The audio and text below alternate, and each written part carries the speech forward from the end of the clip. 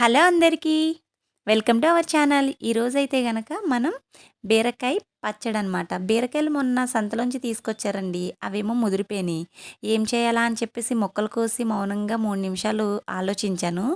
మా అమ్మమ్మ గారైతే తొక్కలతోని పచ్చడి చేస్తారు. పాడేసి తొక్కలతో వాళ్ళు పచ్చడి చేసినప్పుడు బాగున్న ముక్కలతో మనం పచ్చడి ఎందుకు చేయకూడదని చెప్పేసి బీరకాయ పచ్చడి అయితే చేశాను. అసలు సూపర్ ఉందనమాట. ముక్కలనైతే మనం మగ్గనివ్వాలి. కొంచెం చింతపండు వేయాలి, తగిన ఉప్పు వేయాలి.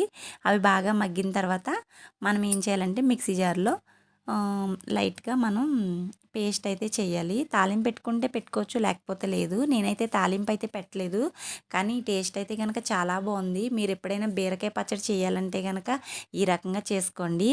ఈ బీరకాయ పచ్చడి చూడగానే టెన్షన్లో ఉన్న లైఫ్కి టాటా చెప్పి ఊటీకి వెళ్ళి తెగ ఎంజాయ్ చేసిన ఫీలింగ్ కలిగింది. నాకైతే చాలా బాగా నచ్చింది. వేడి వేడి అన్నంలో నెయ్యి వేసుకొని తింటే సూపర్ ఉందండి. ఒకసారి ట్రై చేసేయండి.